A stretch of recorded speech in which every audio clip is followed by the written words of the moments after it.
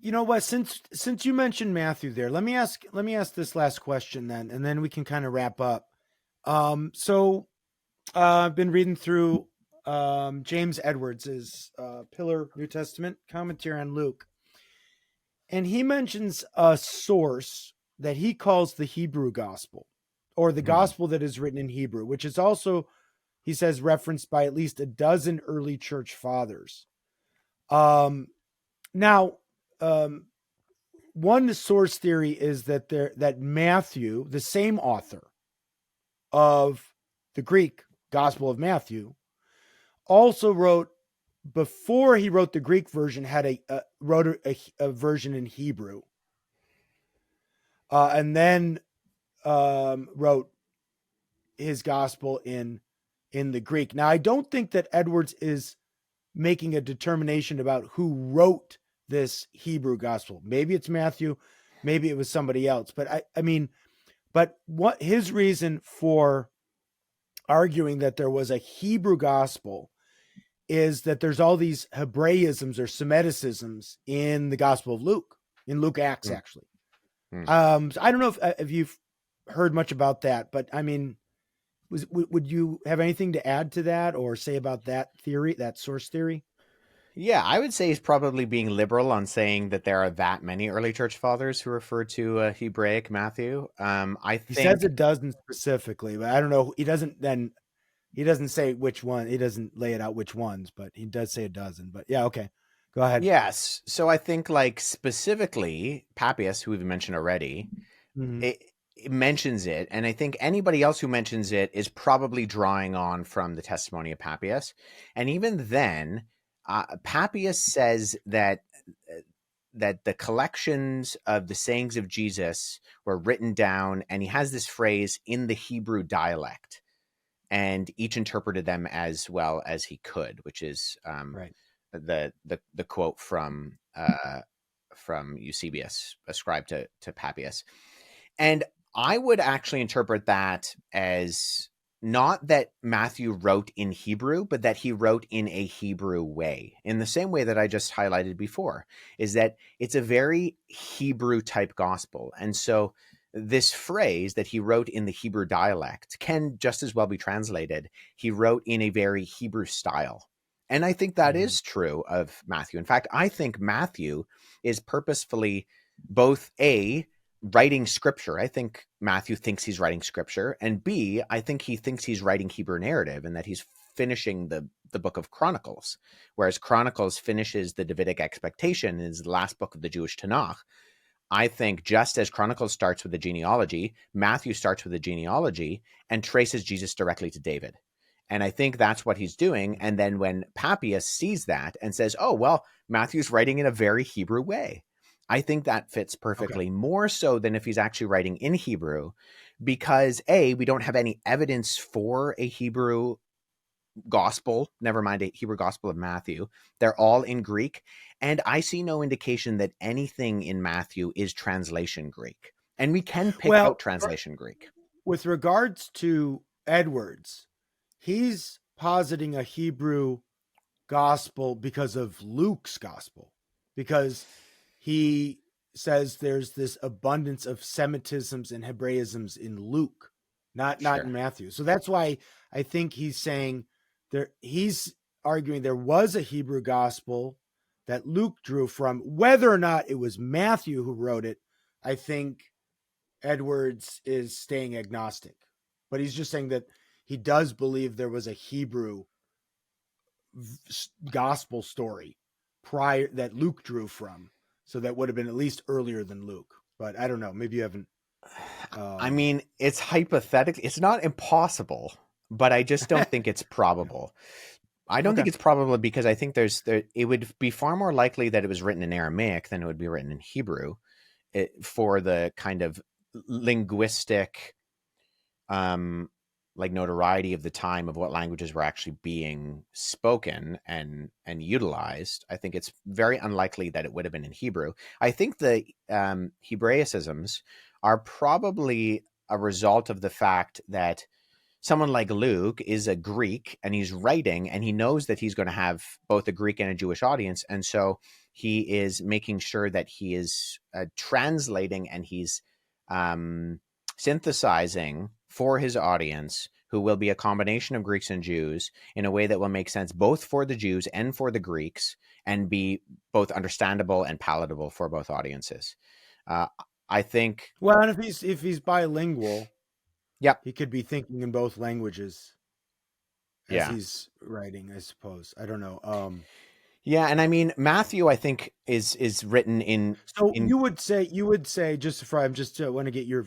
You would say you don't think there was a gospel written in Hebrew before that all the gospels, the earliest gospels, the gospels we have were written first right out the bat in Greek.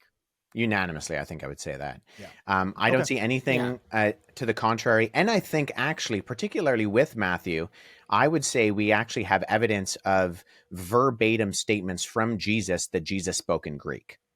And one of the evidences for that is that the Beatitudes in Matthew chapter 5 are alliterations in Greek. And there are particular sections. So blessed are the poor. That's the ptakoi is the first word. Those who mourn is pentontes, and the meek is praise, and then those who hunger is pientontas. And so you have alliteration of the same word in the same way that if you were a good preacher, you would have these kind of linguistic ways of remembering things.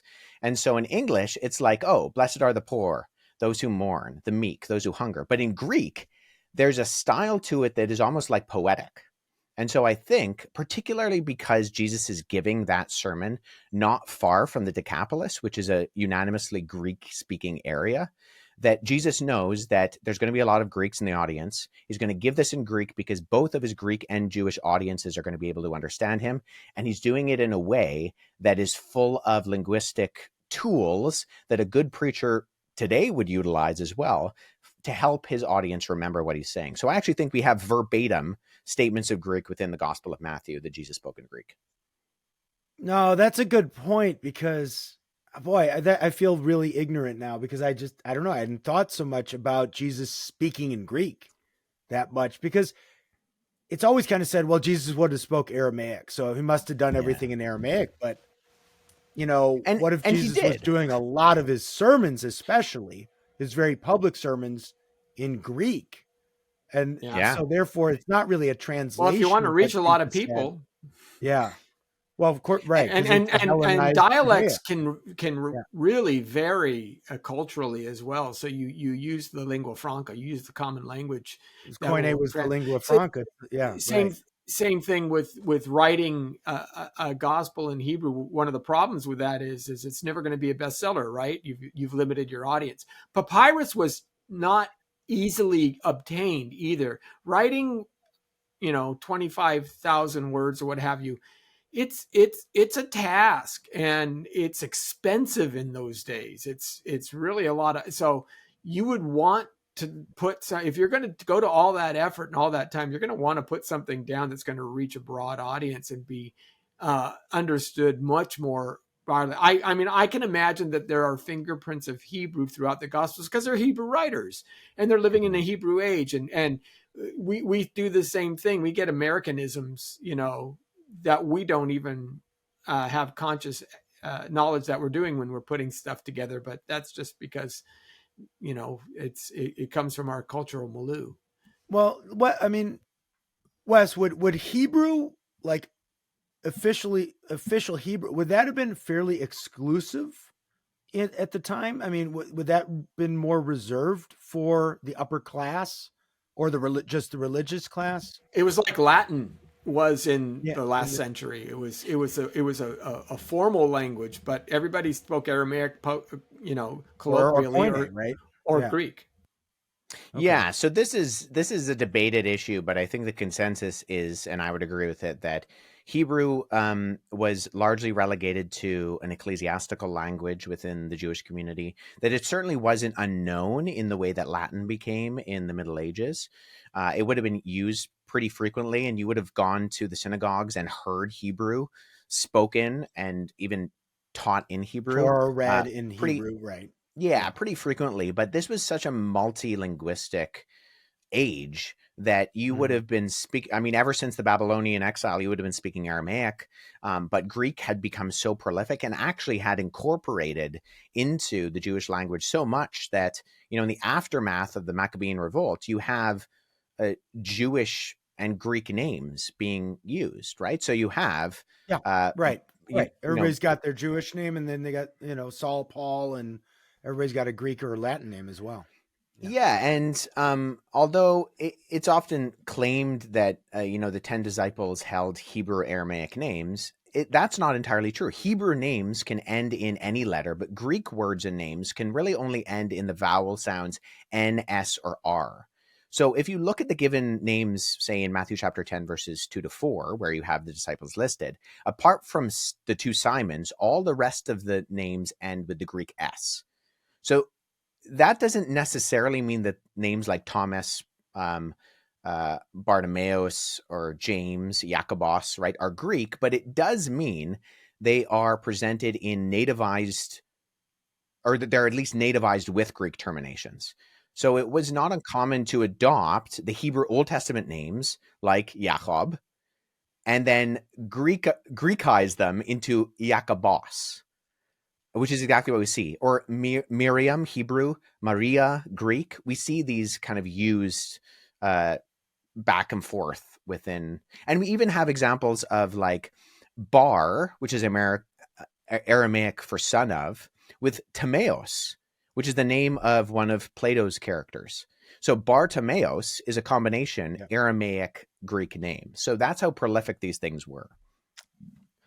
Yeah, that's good. That's probably good to point out because, I mean, that would be relevant to this idea that, when they're writing, the gospel writers are writing in Greek, and they may not be translating Jesus's words. They may just, they're just recording what Jesus said in Greek. That's a good point. Yeah. Okay. Yeah, I think we have Wes, to be careful there. Yeah. But I think, Right. I think in some places, Jesus might even be paraphrased. And I think that that's also appropriate too. But in other places, particularly like the Beatitudes, I think we have a verbatim collection of Jesus's teaching. Right. That's good. I'm just saying, just so now we're thinking Jesus exclusively spoke in Aramaic, so that everything the gospel writers wrote that are out of the mouth of Jesus had to be some kind of translation. That, there might be very well be times and places, maybe even, I mean, that's an interesting study. I'm assuming people have done that study. Like, where might we think Jesus would have just spoken directly to his audience in Greek instead of maybe Aramaic or Aramaic?